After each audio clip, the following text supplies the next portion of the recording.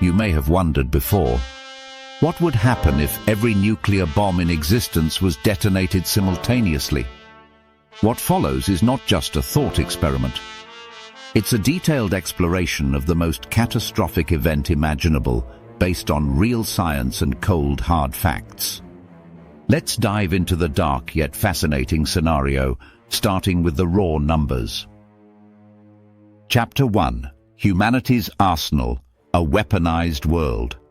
First, we need to understand the scale of what we're dealing with. Today, the world possesses approximately 13,000 nuclear warheads distributed among 9 nations.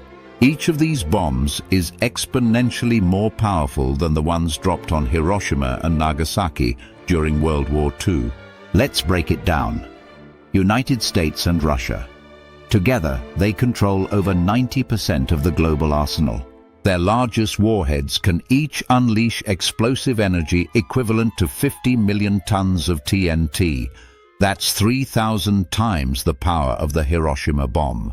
Other nuclear powers, countries like China, France, the UK, India, Pakistan, Israel, and North Korea, collectively hold thousands more.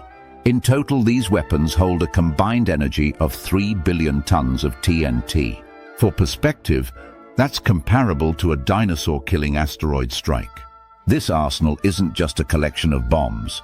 It's a collection of humanity's darkest ambitions, its fears, and its hubris. But what if all these weapons were detonated at once? Chapter 2. The first minute. Ignition. The countdown begins.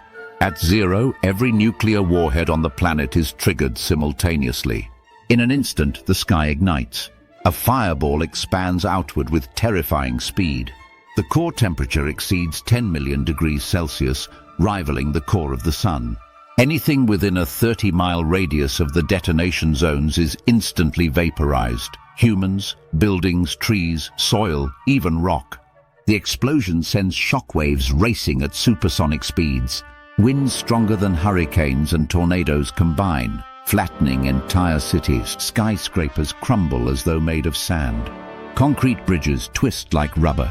The heat radiates far beyond the blast zones, setting forests, grasslands, and entire city blocks on fire. People hundreds of kilometers away feel the searing heat on their skin. Third-degree burns occur as far as 30 to 60 miles from ground zero. But this is only the beginning. Chapter 3. 1 hour later. A world on fire. Within an hour, the true scale of destruction begins to unfold. The simultaneous detonation of 13,000 warheads has created thousands of massive firestorms across the globe. These firestorms merge into a single planetary inferno. The intense heat generates towering walls of flame that consume everything in their path. Trees, buildings, even the oxygen in the air.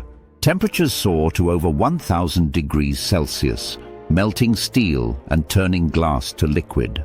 As the fires rage, they pump billions of tons of soot and ash into the atmosphere. The blue sky disappears, replaced by a thick, choking darkness. Day turns to night.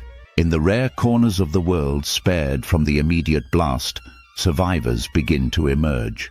But they are greeted by an apocalyptic landscape, charred ruins, toxic air, and skies heavy with ash. They know instinctively that this is not just a local catastrophe. It's global. Chapter 4. Fallout. Death from above and below. While the flames consume the earth, a deadlier, invisible killer begins its work. Radioactive fallout.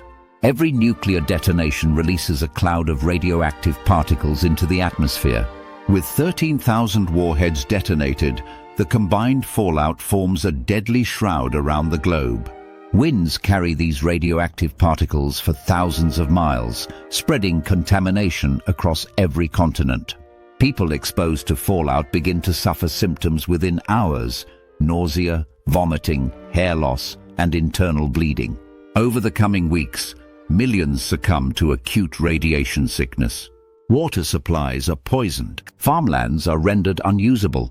Even animals and marine life are affected as radiation spreads through ecosystems. There's no safe haven. Chapter 5. Nuclear Winter, the Long Darkness. Perhaps the most devastating consequence of this scenario isn't the explosions or the fallout. It's the aftermath. The billions of tons of soot and ash in the atmosphere block sunlight from reaching Earth's surface. Scientists predict that temperatures could drop by as much as 45 degrees Fahrenheit, plunging the world into a deep freeze. Without sunlight, photosynthesis grinds to a halt. Crops fail on a massive scale. Global food supplies are wiped out. Within months, starvation claims the lives of billions more. Ironically, while the surface of the Earth freezes, regions near the detonation zones remain uninhabitable due to intense heat and radiation.